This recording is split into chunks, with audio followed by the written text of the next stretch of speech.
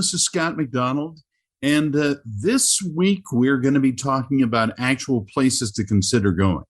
Now, as you recall, this webinar, which is the perfect place to put a practice, deals often with issues regarding the trends that you're seeing, political things that have happened that are going to affect where you should go, and that was what our topic was last week. And this week we're actually going to talk about locations that are showing promise. And it's a rather interesting take. I strongly recommend that if you've got someone who's looking for a place to set up practice, to purchase, to do a scratch practice, this would be an interesting topic today. So this session always takes about half an hour. We do offer kind of an abbreviated session of about 5 minutes to give you kind of an idea. You can look up the abbreviated sessions as well as the longer versions on drdemographics.com. So I want to get into this topic right away. I always feel a little bit of pressure on time because I don't want to waste your time. This almost sounds like a science fiction topic. We call it the empty quarter. So where exactly is it that a practice can do well in the United States? And I want to take out of the equation state boundaries. Now, I will use some state boundaries here, and I'll explain why it's kind of unwise. Because ultimately, it comes down to this. The empty quarter is a location that is particularly good. It's a region, and it's contiguous, meaning the places that we're recommending cross state boundaries. And there's some parts of the state, and I'll mention Washington and Oregon right now, where the places that have potential are not the places that are highly or densely populated. So here's what I'm saying. Dr. Demographics is all about knowing where to move, start a business or practice, and promote your efforts to get the most out of your location. There are a lot of sources of demographic information. I know there are people who will do a cheaper job than we will, or they have an automated database that they can just squish things out. I don't really like that because I think the human mind is helpful to have, but I also believe that there are so many changes that almost all these algorithm producing programs are going to be wrong in the end. So we need a little something else. So I want to talk to you about this today, and we're going to call it the empty quarter. There are two books that I drew this information from. The first is The 9 Nations of North America by Joel Garreau. The other is American Nations, A History of the 11 Rival Regional Cultures of North America by Colin Woodward. The thing I like about them is they're taking a different look at how we determine places that you might want to consider going. So I think this is a particularly good thing for you to consider. Now, there are problems using state boundaries, and I'll just go through those very quickly. They're arbitrary and do not reflect demographic realities. Let me give you an example. If we talk about Washington State, the vast majority of the population is in the western side of the state. You can call it Greater Seattle in the area south. And people go, oh, well, Washington may or may not be for me. The thing is, that represents a very small part of the general area that you might want to consider going to. The same thing is true of Oregon. And believe it or not, the same thing is true of parts of Nevada and other places that are showing significant growth and great economic dynamism. But if you're just looking for a state boundary, you're not going to see it. You're not going to see these areas. They're filled with old factors that are no longer relevant to what you're trying to do. Now, in a post-pandemic world, there are some things that people are looking for in where to live and where to practice, where to open business opportunities. And the pandemic has a pre-pandemic and a post-pandemic imperative. I'll explain a little bit more as I go. They tend to ignore future situations if we go by these state boundaries, because they're often tied to where people are not growing or where there's not new development. I want you to think in the future, because all plans that you're going to have are going to show that, yeah, I need to know what's going to happen next year or the year after. And so that's why I want you to consider, if you don't know what's going on in the future trends, and you're only looking at the historical figures, which, by the way, are very reliable, you're not knowing what's going to happen so that you can make plans. There's too much emphasis on geographics and topography when it comes to state boundaries. And I'll explain a little bit more about that. Let's just say the different states in the United States often will have different segments to them that are going to be more or less relevant. So just to throw this out, Tennessee has three parts to it. There's the eastern, western, and then the middle of the state. And they're quite different demographically and in terms of their growth patterns. So you need to know not just what's happening in the state of Tennessee, but you need to know what's happening in the region you're interested in. There's too little emphasis upon demographics and psychographics if you're just sticking to state boundaries. So mention this a couple of times. The state of Colorado is actually in this segment that we're talking about, this area. Interestingly enough, it is not densely populated except in one part, which is Greater Denver. But if you're looking for places that are showing potential to grow, you have to kind of get out of those metropolitan areas. Now, the empty quarter, let's talk about how that's defined. And it's kind of a funny thing because it's really empty only in terms of population density. Places that have large numbers of people living in them are pretty much already filled. We're going to define the empty quarter as flyover country. Now, here's the truth. When I first heard that term, I was offended. I thought, what makes it flyover country? It means you can ignore a large part of the United States, a place that you might have a better place to set up a practice, and you can really enjoy the quality of your life. I mean, just because it's not densely populated, it becomes flyover country. I first heard it when I was working in New York City. I was working for a public relations agency, and they said, well, we really don't care about flyover country. There aren't enough people there to worry about. And I thought that's population density is not a point of validation.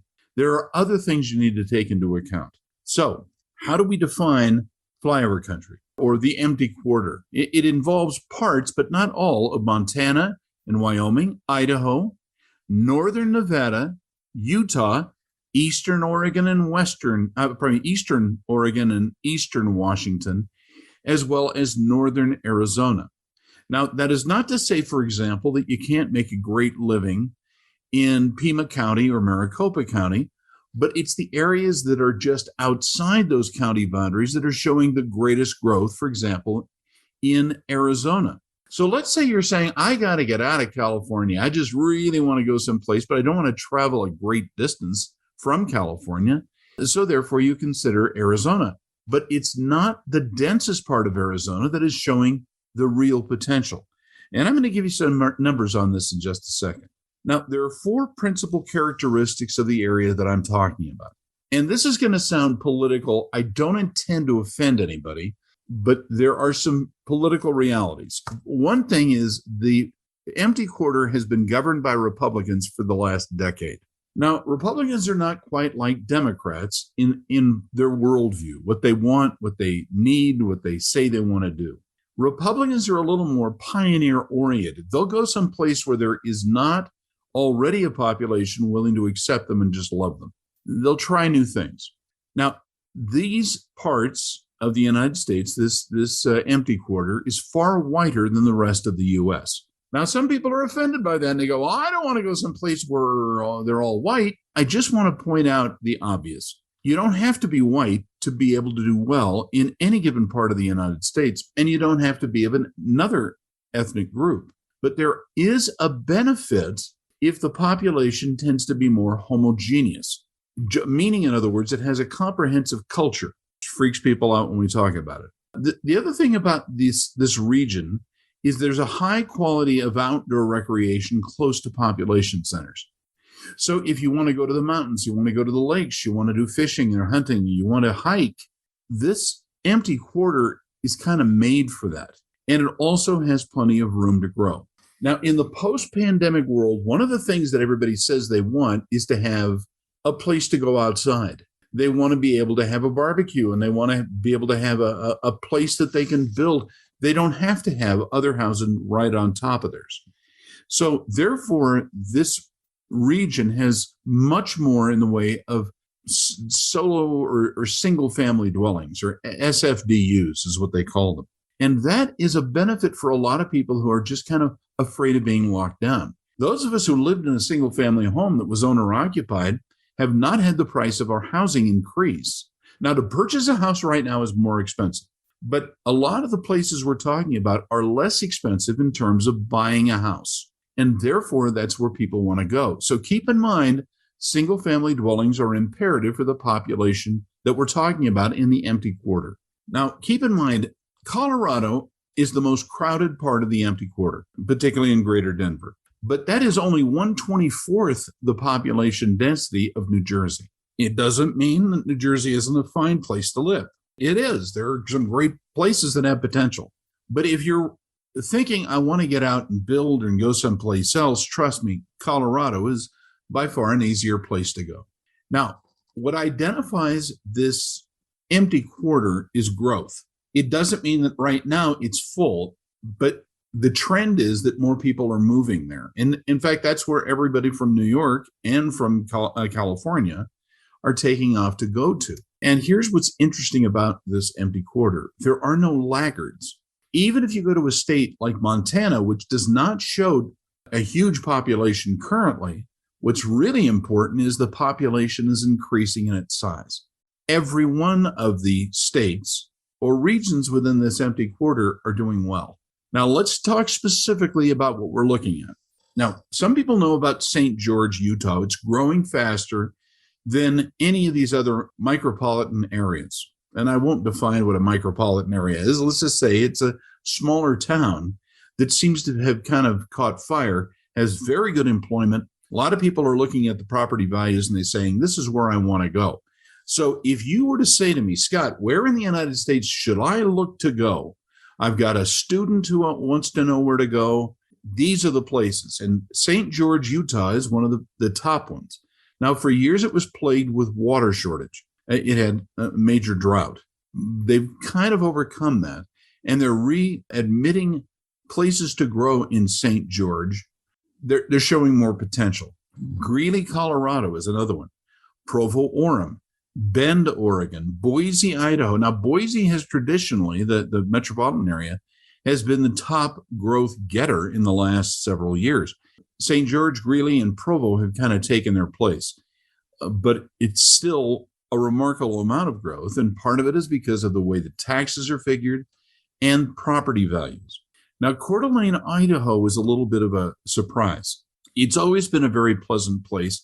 And if you've ever been there, you just say, how does anybody move out of Coeur d'Alene?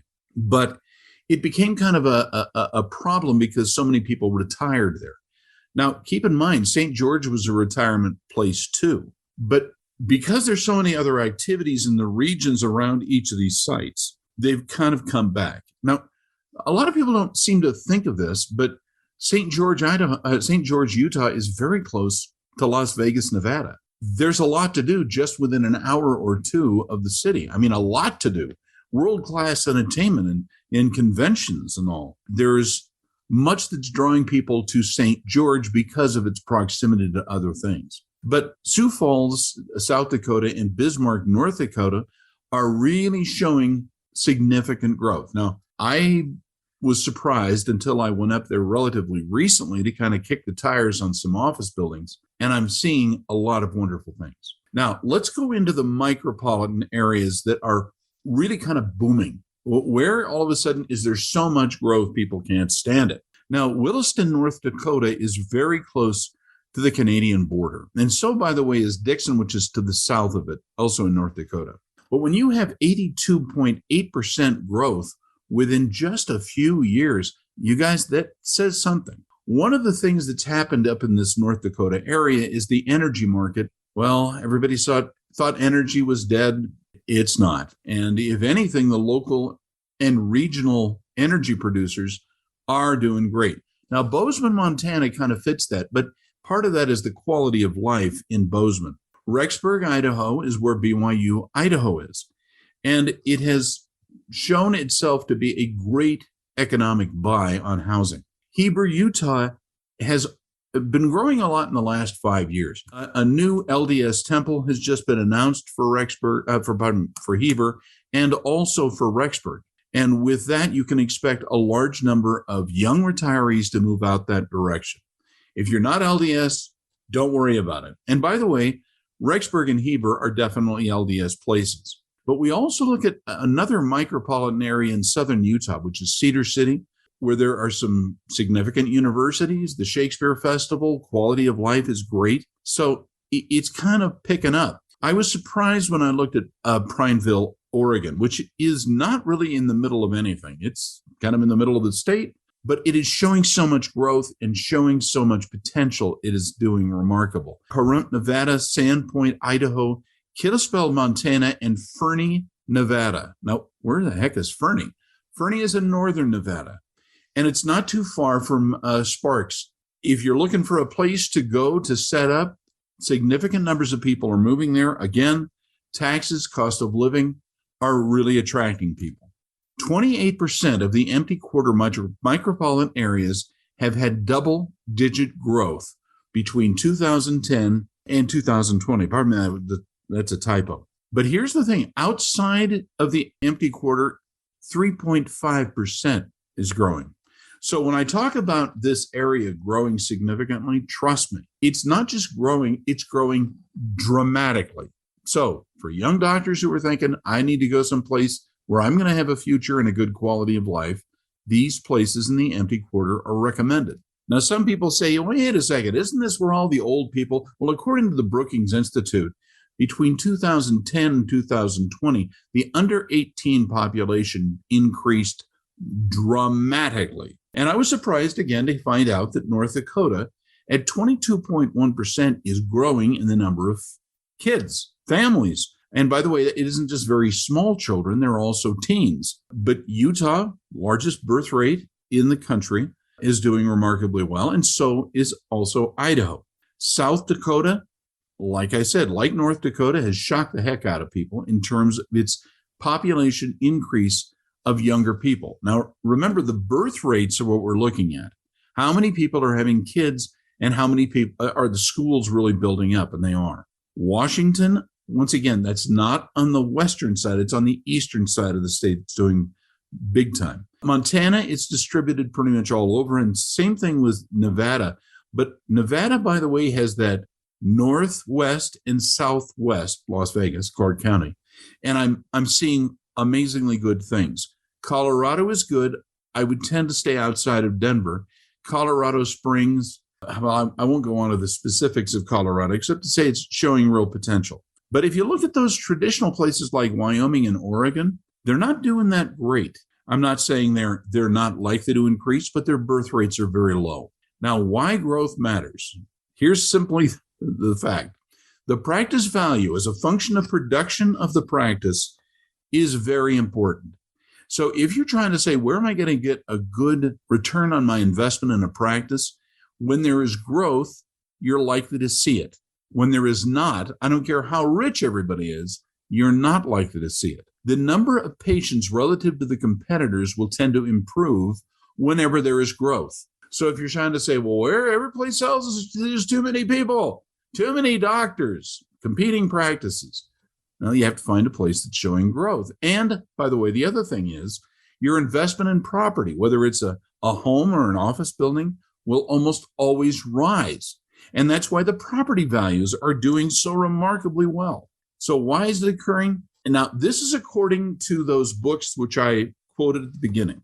They're saying there's greater cultural uniformity. Now, we could say that's racial homogeneity, but it really comes down to people don't feel as ostracized when they move to these locations. Doesn't matter your race or ethnicity, you just tend to be accepted more. There's a small town feel to these locations. And all of these locations that I mentioned are showing increased access to amenities and to work. Remember, a lot of people are working from home, and when they work from home and they don't have a high overhead, they're making a lot more money. So it's not just the doctors that are doing well, it's all these other people who are building a nice office in their homes, and they're doing very well. There's access to larger and more affordable housing, transportation, by the way, and this is something I really want you to know, that smaller towns in America have really built up their transportation accessibility, which is great. So everybody says, well, I want to be in 2 or 3 hours of a major airport. Right now, you're looking at hub airports in regions, It's not expensive to fly in and out, and their schedules are getting better. There's world-class outdoor recreation in these places, and I don't need to go on about that. And there's lower crime of all types. Now, crime is usually crime against people and crimes against property. If you look at this great region that we're talking about, they don't have crime. I'm just saying. So if you want to know more about these locations, or you'd like us to look at a site you're considering, give us a call at drdemographics.com. Quick thing. Right now, I'm getting just a lot of people who want to do telephone consultations. It's a very inexpensive thing to do where I can give you the facts about an area, a region, the competition, and it's unique to you. It's just us talking on the phone. But I can give you the facts that are coming up, and a lot of people are surprised how good some places are looking. But sometimes the telephone consultation is a good way to be warned against a location. So if a place is not looking good in our consultation, I'll say, don't go there, go there. That's not so good. So the idea is to help you figure out the perfect place to put a practice. Give us a call at 833-424-6222 or see us on the web at www.drdemographics.com. And thanks so much for watching.